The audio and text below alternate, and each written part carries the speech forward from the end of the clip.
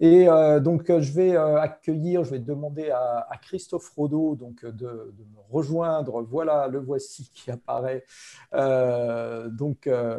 avec nous pour cette première partie de la table ronde. Donc, Christophe va, comme Laurent Corret le disait tout à l'heure, a préparé une intervention pour nous aider. Alors, peut-être que certains le reconnaissent puisqu'il est déjà venu en Normandie, au Havre notamment, il y a 2 ans à peu près. C'était lors des journées d'innovation pédagogique normande à l'université du Havre. Je crois que c'était à l'école d'ingénieurs de mémoire. Et on a demandé à Christophe de venir nous parler d'un sujet, bien sûr, qu'il a à cœur en tant que neuroscientifique, qui est tous ces mythes que l'on peut véhiculer les uns les autres, les médias aussi, autour du cerveau. Donc, on est avec lui pendant 30 minutes pour l'écouter et puis réagir dans le chat. Et puis, il restera le temps de la table ronde ensuite et on aura l'occasion, il aura aussi l'occasion d'échanger avec les participants qui sont avec nous. Voilà, je te cède la parole et je te laisse partager ton écran du coup.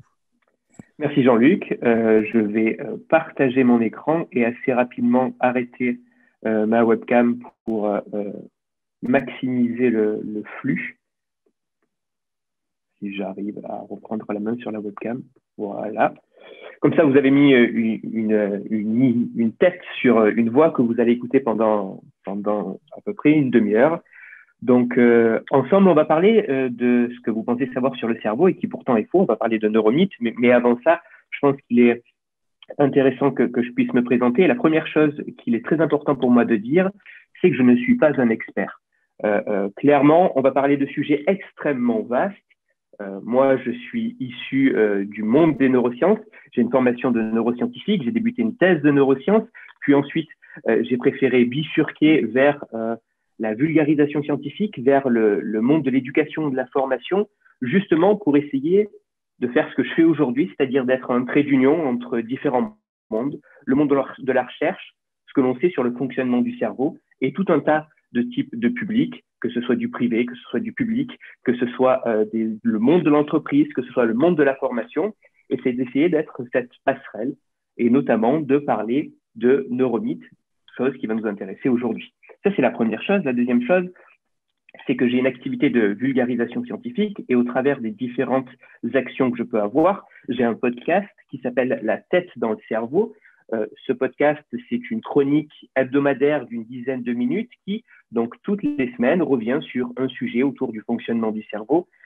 L'idée, en vous disant ça, c'est pas seulement de faire ma pub, c'est juste pour vous dire que dans les plus de 150 épisodes de mon podcast, il y a des épisodes qui parlent des neuromythes. À la fin de mon intervention, je vous ferai un petit peu une liste des épisodes qui pourraient peut-être vous intéresser, mais je vous dis ça en préambule parce que le logo que vous voyez ici, parfois vous le verrez apparaître en bas à gauche de l'écran avec un numéro en dessous. C'est pour vous dire que le neuromythe dont je suis en train de vous parler en quelques rapides minutes, j'en ai parlé plus longuement dans l'épisode dédié avec ce numéro-là. Et plus que ça, plus que de retrouver ce récit un peu plus long, vous pouvez aussi vous référer à ce numéro pour pouvoir récupérer toutes les ressources, toutes les sources scientifiques, tous les articles, les études scientifiques que j'ai consultées, que j'ai utilisées pour pouvoir dire ce que je dis dans mon épisode de podcast. Pour revenir encore une fois sur le fait que je ne suis pas un expert et que l'idée, c'est de pouvoir partager ensemble. Certes, j'ai une formation de neuroscientifique, mais quelqu'un qui viendrait se présenter comme étant un expert du cerveau et de tout le cerveau, il faut déjà commencer à se poser des questions. Donc, un peu d'humilité, ça fait pas de mal lorsqu'on commence à parler de ce champ complexe qui est le fonctionnement du cerveau humain. Maintenant qu'on est à peu près d'accord et que je vous ai fait une rapide présentation de qui je suis, on va pouvoir vraiment rentrer dans le détail et passer les un peu plus de 20 minutes qui nous restent à voguer dans ce monde merveilleux qui mêle d'un côté ce que l'on sait du fonctionnement du cerveau, mais aussi toutes ces mythes, toutes ces croyances que l'on peut avoir à cheval entre une réalité scientifique et du folklore, voire de la fantaisie totale. Pendant un peu plus de 20 minutes, on va voguer, partager ensemble un voyage dans ce magnifique monde des neuromythes. Si je vous parle de neuromythes, le neuromythe peut-être le plus connu, c'est l'idée selon laquelle on n'utiliserait que 10% de notre cerveau. Pourquoi est-ce que je parle toujours, même très rapidement, de ce neuromythe? Parce que c'est peut-être l'un des neuromythes les plus connus, les plus répandus, et celui pour lequel on se pose tous un petit peu la question de est-ce que tout ceci est réel ou non? À mon sens, c'est un très bon neuromythe, le mythe des 18%. C'est un très bon archétype. Et pour moi, un bon neuromythe, c'est un petit peu comme un bon neuroscope. Comme un horoscope, un neuromythe doit être assez flou pour que chacun puisse y donner sa propre interprétation. Là, le fait qu'on n'utiliserait que 10% de notre cerveau, qu'est-ce que ça veut dire? Ça veut dire qu'on n'utilise que 10% de nos neurones et 90% sont silencieux. Est-ce que ça veut dire qu'on n'utilise que 10% en même temps? Est-ce que ça veut dire qu'on n'utilise que 10% des capacités, du potentiel? Voilà, c'est une interprétation assez floue. Et pour que ce soit aussi bon comme pour un horoscope, ça doit nous vendre quelque chose. Ça doit nous promettre quelque chose de génial qui va nous toucher à nous. Et donc, avec cette idée qu'on n'utiliserait que 10% de notre cerveau, ben, l'idée, c'est qu'on pourrait faire plus, qu'on pourrait faire mieux, qu'on pourrait faire davantage que tout ce qu'on fait habituellement.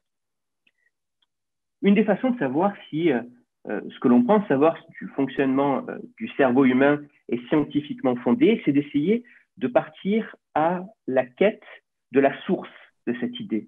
D'où vient cette idée précisément? Si je m'intéresse à l'idée que nous n'utiliserions que 10% de notre cerveau et qu'on essaye de trouver une origine, en réalité, on n'en trouve pas. On n'en trouve pas une, on en trouve plusieurs. Il y a plusieurs origines possibles selon lesquelles on n'utiliserait que 10% de notre cerveau. Une origine qui mêle un travail d'un scientifique qui a passé plus d'une trentaine d'années sur un sujet pour finalement mal interpréter ses résultats. On a une origine possible qui fait appel à l'un des pères fondateurs de la psychologie expérimentale américaine et qui a été détourné, utilisé comme argument marketing pour pouvoir vendre un livre de développement personnel. Et on a même des propos vraisemblablement, en tout cas selon la légende, rapportés par Albert Einstein en personne lors d'une conférence de presse, propos qui ne peuvent jamais être sourcés puisqu'on ne retrouve ni le journaliste qui a posé la question, ni le journal dans lequel ces propos ont été publiés. Bref, chaque fois qu'on remonte l'origine de cette idée selon laquelle on n'utiliserait que 10% de notre cerveau, on se rend compte qu'en réalité, il n'y a aucune preuve scientifique qui atteste cette idée. Et même plus que ça, tous les travaux autour du fonctionnement du cerveau nous montrent que peu importe que l'on s'intéresse à l'activité électrique, à l'activité fonctionnelle, à l'activité magnétique de notre cerveau, il n'existe aucune région de notre cerveau qui soit totalement silencieuse ou qui ne serve absolument à rien. L'idée qu'on n'utiliserait que 10% de notre cerveau, c'est une idée qui est plus que non basée sur des éléments scientifiques, qui se trouve en réalité totalement inexacte par rapport à ce que l'on sait du fonctionnement du cerveau. Et là, si je commence toujours par cette première idée, c'est parce qu'elle fait partie un petit peu de notre folklore, mais on pourrait se demander, bon, après tout, qu'est-ce que ça fait? Est-ce que c'est si grave de penser que notre cerveau fonctionne d'une façon particulière alors que ce n'est pas du tout le cas? Pour vous illustrer à quel point le fait de partir sur une croyance autour du fonctionnement du cerveau erroné peut avoir un impact concret, je vais vous parler d'un autre neuromythe qui s'appelle l'effet Mozart. Contrairement à l'idée qu'on n'utiliserait que 10% de notre cerveau, qui trouve que des origines incertaines et floues, l'idée autour de ce neuromythe qui s'appelle l'effet Mozart est très bien sourcée. C'est parti d'une étude scientifique bien précise. Derrière l'effet Mozart, il y a la croyance qu'écouter de la musique classique permettrait de rendre plus intelligent. Et il s'avère qu'une étude scientifique bien précise a donné naissance à cette idée. Cette étude, je vais vous l'expliquer de manière assez succincte, elle est extrêmement simple. C'est une étude scientifique qui a été publiée en 1993 dans l'une des deux plus prestigieuses revues scientifiques au monde, la revue Nature. Et cette expérience, réalisée sur une vingtaine de participants, est extrêmement simple. Elle se passe en deux temps distincts. Un premier temps qui dure 10 minutes où on a une préparation des participants, donc 10 minutes de préparation. Ces participants vont suivre une des 3 préparations que les chercheurs leur proposent. Un tiers des participants va passer ces 10 minutes de préparation totalement dans le silence. Un deuxième tiers des participants va passer ces 10 minutes en faisant des exercices de relaxation. Et le dernier tiers va passer ces 10 minutes de préparation à écouter du Wolfgang Amadeus Mozart. Après ces 10 premières minutes de préparation, on a une deuxième étape dans cette expérience qui est une étape de test. Ce test, c'est un test qui est assez simple.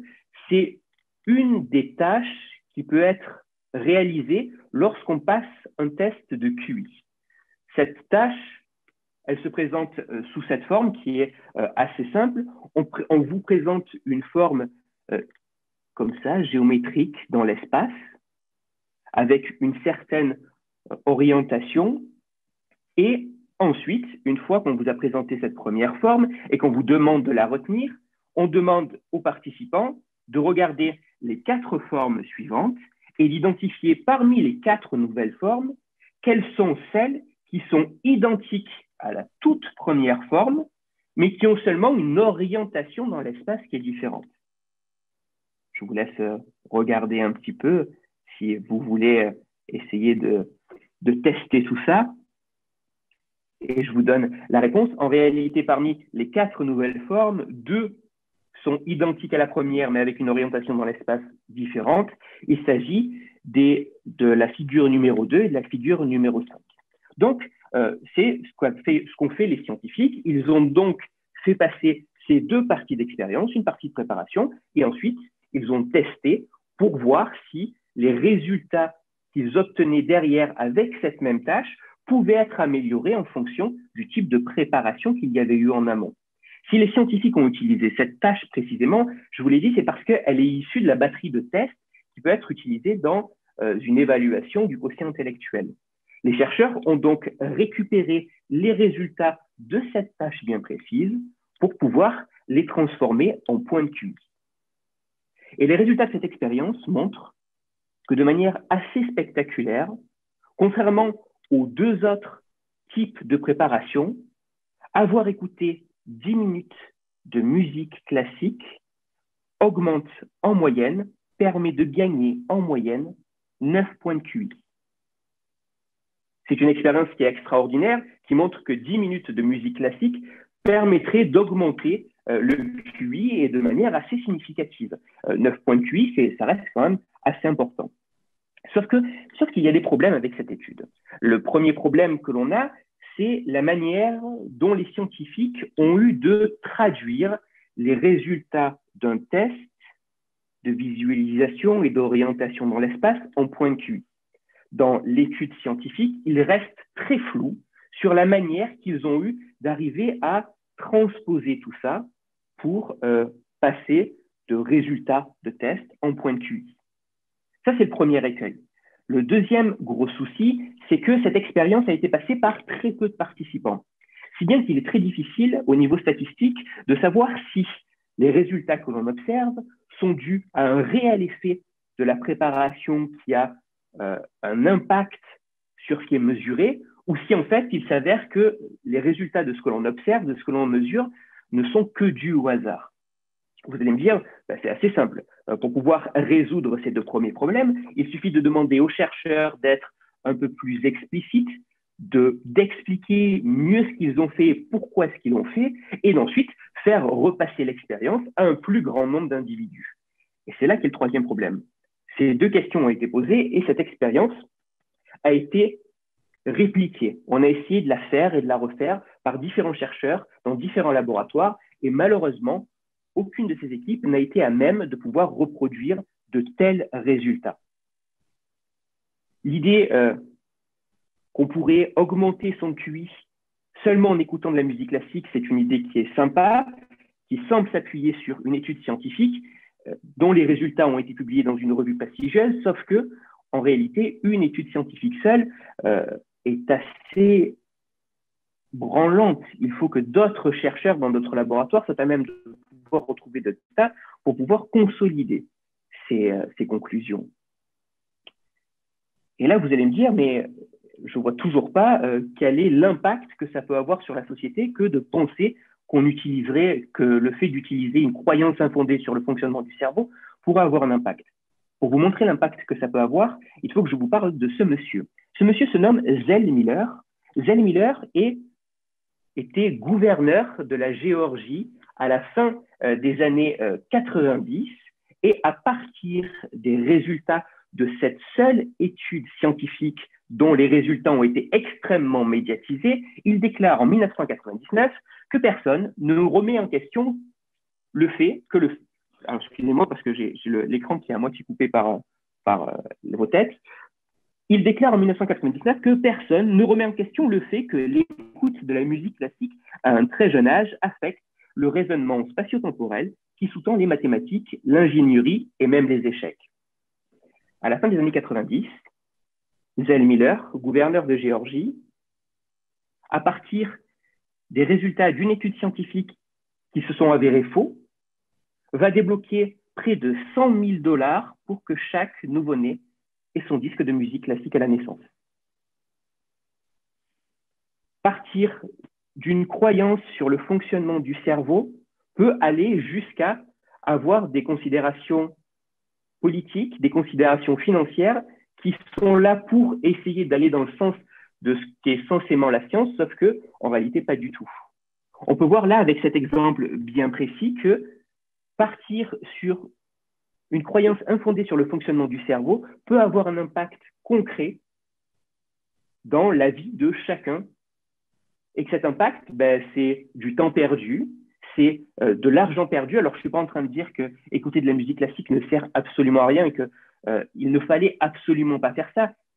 Ce que je dis, c'est que peut-être que ces 100 000 $ auraient peut-être été mieux investis s'ils s'étaient retrouvés sur certaines politiques qui s'appuyaient sur des éléments scientifiques, sur des besoins réels. Exactement la même chose avec cet effet Mozart que l'on peut retrouver au sein de la classe. Lorsqu'on parle de formation, lorsqu'on parle d'éducation, il y a tout un tas de neuromythes, d'idées reçues qu'on peut avoir sur le fonctionnement du cerveau qui peuvent teinter parfois nos pratiques pédagogiques, mais qui, lorsqu'on les analyse à la loupe, dans le meilleur des cas, sont, comme là, sur l'effet Mozart, déformés, voire erronés. Dans le pire des cas, ne reposent sur absolument rien. Et là, j'éveille tout de suite un peu plus votre attention sur le fait que même lorsque Zell Miller déclare ça, même si les résultats scientifiques de cette étude s'étaient avérés exacts et réplicables, en réalité, lorsqu'il débloque 100 000 $ pour que chaque nouveau-né ait un disque de musique classique, en aucun cas, les scientifiques à la base avaient montré qu'il y avait un effet sur n'importe quelle musique classique, premièrement, et que cet effet pouvait marcher sur des nourrissons. C'est qu'on voit que là, avec les neuromythes, on n'a pas seulement quelque chose qui est fumeux, mais parfois on a une réelle base scientifique, mais qui est tellement sortie du contexte, tellement déformée, qu'en fait, ça ne veut plus trop rien dire. Un exemple de neuromythe qui peut toucher le monde de l'éducation un peu plus à proprement parler, c'est l'idée qu'on aurait un cerveau droit et un cerveau gauche. L'idée que, en réalité, chacun de nous, on a bien deux hémisphères, là je vous rassure, c'est normal, mais chacun de nous, notre personnalité, nos capacités seraient influencées par un de nos deux hémisphères qui dominerait l'autre. Or, il s'avère qu'un hémisphère contient, maîtrise, sert au pilotage, au fonctionnement de toutes les fonctions liées à tout ce qui est mathématique, rationnel, analytique, alors que l'autre hémisphère, lui au contraire, correspond à tout ce qui est abstrait, artistique, poétique. Et donc, en chacun de nous, il y aurait une bataille entre ces deux hémisphères, un de ces hémisphères gagnerait, et c'est ce qui nous permettrait de nous différencier. Il y aurait des personnes qui parmi nous seraient cerveau droit et d'autres personnes qui parmi nous seraient cerveau gauche. Et à partir de ça, on va pouvoir vendre tout un tas d'ouvrages, tout un tas de méthodes qui vont vous dire, voilà, si en face de vous, les apprenants que vous avez sont cerveau droit, il faut plutôt orienter votre pédagogie de cette façon. Si en face de vous, les personnes que vous avez sont plutôt cerveau gauche, il faut orienter votre management d'équipe de cette façon-là. Mais quelle est la réalité scientifique derrière ? Comment est-ce qu'on mesure tout ça? Si vous faites une rapide recherche sur Internet, vous verrez qu'il est assez facile de tomber sur des questionnaires en ligne qui vous permettent de savoir si vous êtes cerveau droit ou cerveau gauche. Alors, c'est facile. Si les questionnaires existent, pourquoi est-ce qu'on s'embête? Parce que je vous demande, si jamais vous tombez là-dessus, d'essayer de remonter à la source de ces questionnaires. Sur quoi est-ce qu'ils s'appuient? Est-ce qu'ils sont scientifiquement validés, scientifiquement et statistiquement solides pour pouvoir nous déterminer en cerveau droit, cerveau gauche? Et il s'avère que aucun de ces questionnaires n'est assez fiable, assez solide pour nous distinguer entre cerveau droit et cerveau gauche. Et même en allant plus loin, en réalité, cette dichotomie entre cerveau droit et cerveau gauche, c'est quelque chose qui est totalement absurde. L'idée de penser que toutes nos fonctions créatives seraient localisées dans un hémisphère alors que toutes nos fonctions concrètes seraient localisées dans un autre hémisphère, déjà cette idée est fausse. La deuxième chose, c'est que lorsqu'on fait un comportement complexe, ne serait-ce que là, lorsque vous êtes en train de m'écouter parler, vous utilisez vos deux hémisphères en même temps, grâce à une autoroute de fibres qui relie nos deux hémisphères et qui s'appelle le corps calleux. Lorsque vous m'écoutez parler, une région d'un de vos hémisphères décode le sens de mes mots, la signification, la définition de chacun des mots que je suis en train d'utiliser, alors que la même région dans l'autre hémisphère décode le sens des mots, pas la signification de chacun des mots que je suis en train d'employer, mais s'intéresse notamment à la prosodie, l'enveloppe musicale des mots, de ma phrase. Comment ce que je dis et de la manière dont je le dis, la musique de ce que je dis, véhicule aussi un sens. Ce premier neuromythe lié directement aux apprentissages nous donne comme enseignement, je dirais un peu plus général, que l'idée de s'arrêter en se disant qu'il est facile et possible de catégoriser les individus et de les mettre dans des boîtes pour pouvoir leur apporter une solution simple qui va marcher pour toutes ces personnes en même temps, cette idée, elle est fausse. L'idée qu'on aurait un cerveau droit et un cerveau gauche est, au niveau scientifique, non démontré. Et là encore, une fois, bien au contraire, au niveau scientifique, on démontre que toutes ces régions qui sont dans le concret ne sont pas localisées que dans un hémisphère. Tout ce qui est abstrait n'est pas dans un hémisphère et qu'on a une communication qui est sans cesse entre les deux hémisphères. En parlant de catégorisation comme ça, il y a peut-être encore un neuromythe plus parlant que l'on peut retrouver là dans le langage usuel. C'est l'idée que certaines personnes auraient une mémoire visuelle, d'autres personnes auraient une mémoire auditive. Cette idée, c'est ce qu'on appelle les styles d'apprentissage. La théorie sur ces styles d'apprentissage, ce que sous-tend cette théorie des styles d'apprentissage, c'est que chacun de nous aurait un canal sensoriel qui serait privilégié. Si on arrivait à identifier ce canal pour chacun de nous et qu'on faisait passer le savoir à retenir, le savoir à acquérir par ce canal, et ce canal spécifiquement, uniquement et précisément, ce serait la meilleure façon pour nous d'apprendre. Ok, pourquoi pas? Pour pouvoir faire ça, il faut faire des tests. Il faut savoir déjà s'il existe un test qui permet de nous catégoriser, de savoir si vous êtes visuel, si vous êtes auditif, si vous êtes kinesthésique. Ça, c'est la première chose, savoir si le test existe. Des tests, on a essayé d'en faire plusieurs, mais malheureusement, ils ne sont jamais assez solides, jamais assez reproductibles pour être scientifiquement validés. Mais qu'est-ce que ça veut dire? Ça veut dire qu'on ne peut pas donc étudier cette théorie? Non. Il est tout de même possible de pouvoir étudier cette théorie en laissant les personnes s'autodéterminer. Si je vous demande à tous, je suis quasiment sûr que chacun de vous va pouvoir dire moi, j'ai plus une mémoire visuelle, moi, j'ai plus une mémoire auditive, moi, j'ai plus une mémoire kinesthésique liée au mouvement. Je suis obligé de faire. Et donc, c'est ce que les scientifiques ont fait. Ils ont pris des individus, ils les ont laissés s'autodéterminer de cette façon, et ensuite, par exemple, ils ont pris tout un tas d'individus, un groupe d'individus qui s'autodéterminent comme ayant une mémoire visuelle. Pour la moitié d'entre eux, ils font passer du savoir de manière purement visuelle. Pour l'autre moitié de ces individus se déclarant comme visuels, ils font passer du savoir uniquement de manière auditive. Et ensuite, derrière, ils font une évaluation pour savoir si les personnes qui sont visuelles et qui ont eu comme modalité d'apprentissage uniquement du visuel retiennent plus de choses que les personnes qui se déterminent comme visuelles et qui ont eu du savoir de manière uniquement auditive. Et les résultats montrent qu'il n'y a pas de différence significative. Et ça, peu importe la modalité sensorielle. Et ça, ce n'est pas une étude qui a montré ça. Voici quelques exemples de méta-analyses, d'études qui se sont intéressées aux résultats de plusieurs autres études pour essayer d'en tirer les grandes conclusions. Chacune de ces méta-analyses en vient à conclure que l'idée selon laquelle on pourrait avoir un style d'apprentissage qui serait spécifique, un canal sensoriel qui serait spécifique à chacun de nous et utiliser ce seul canal sensoriel serait la meilleure manière d'apprendre, cette idée est scientifiquement non démontrée. Et plus que ça, ce que l'on sait du fonctionnement du cerveau tend à montrer que cette idée, plus que d'être fausse, est également contre-productive.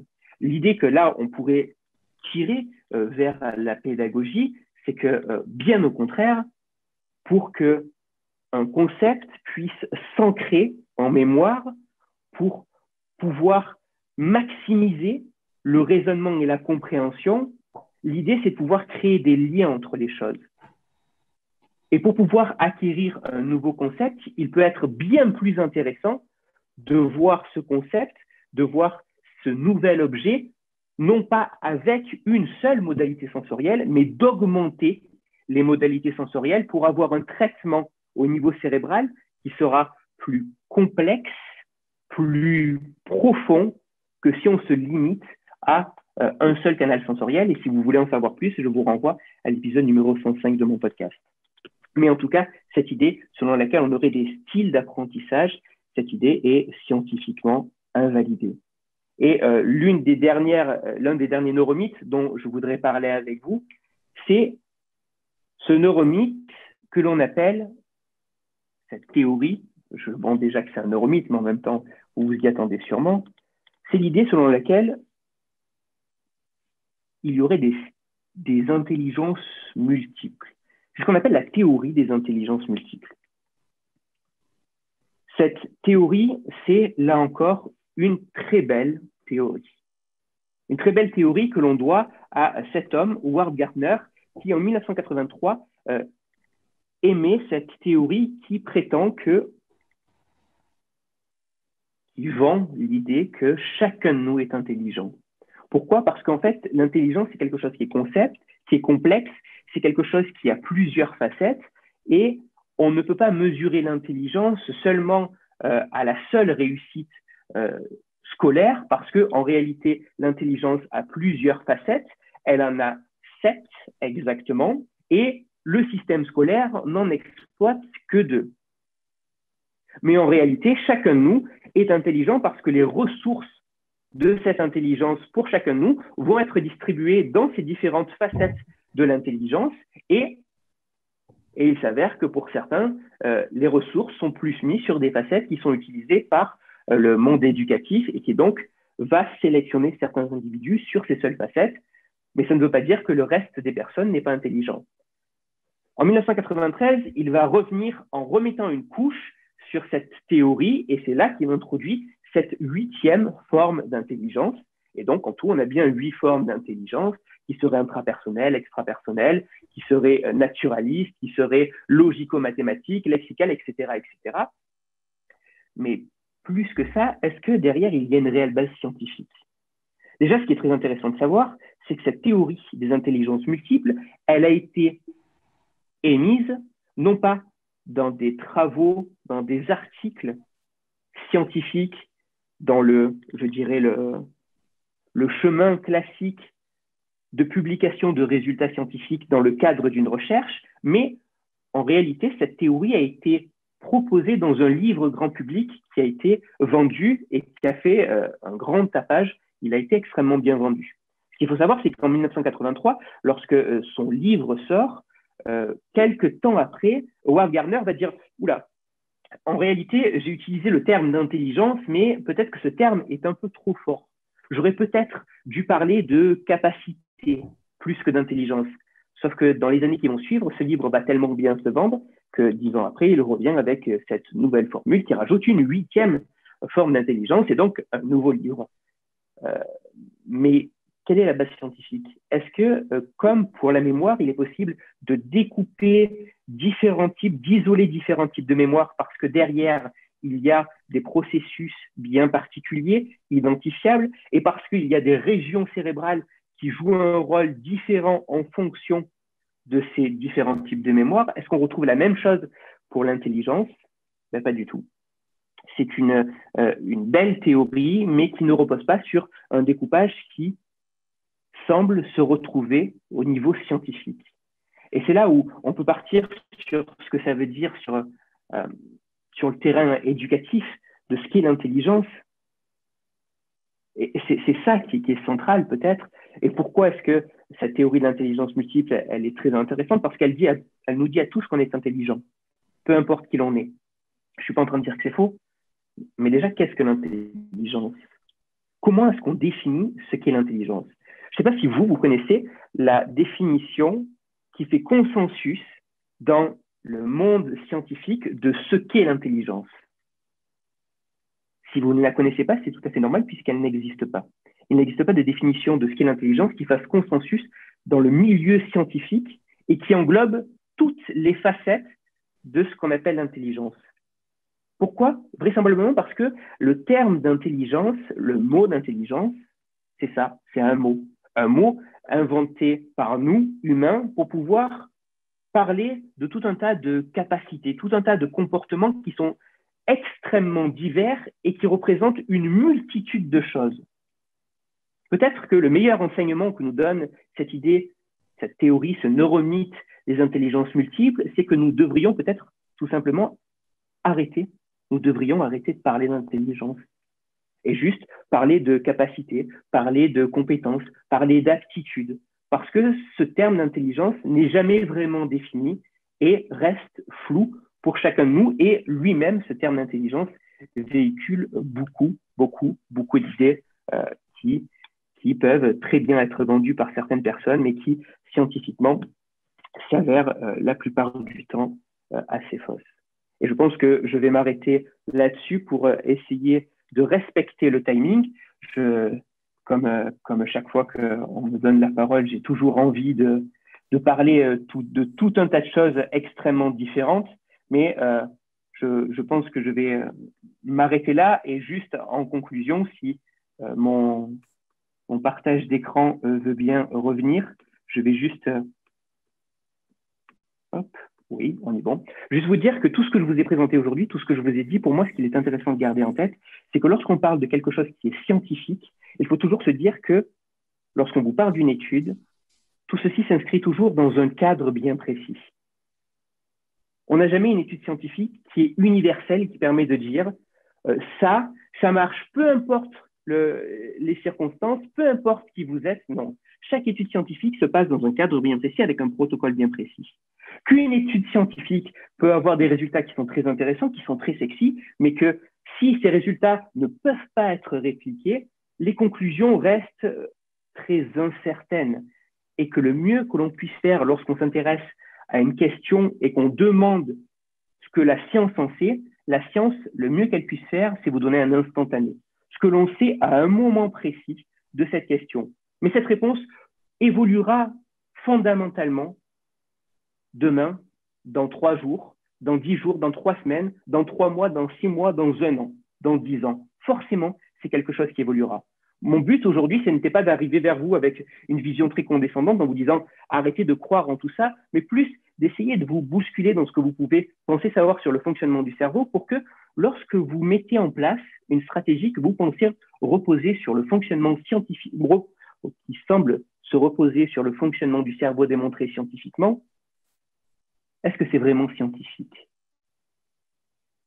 Est-ce qu'on a vraiment besoin de cette béquille pour pouvoir avancer, pour pouvoir mettre en place une stratégie, ou est-ce qu'il y a d'autres travaux qui montrent des choses plus intéressantes? Pour moi, il n'y a pas besoin de toutes ces belles promesses que représentent les neuromythes, parce que peut-être que la chose qui nous rassemble à tous et qui est la plus extraordinaire autour du fonctionnement de notre cerveau, c'est que nous partageons tous cette capacité extraordinaire qui est la plasticité cérébrale et qui fait que peu importe qui l'on est, peu importe notre âge, peu importe ce que l'on fait, toute notre vie, chaque instant, va impacter notre cerveau. Vous vous en rendez peut-être pas compte, mais entre le moment où j'ai commencé à parler et le moment où je vais arrêter, et le moment où cette table ronde prendra fin, si demain, dans 6 mois, dans 3 ans, il vous reste ne serait-ce que quelques bribes de ce dont on a parlé, c'est parce que votre cerveau se sera légèrement modifié. Et ça, c'est grâce à cette magnifique chose qui est la plasticité cérébrale et que nous pouvons et que nous partageons tous. Je vous remercie.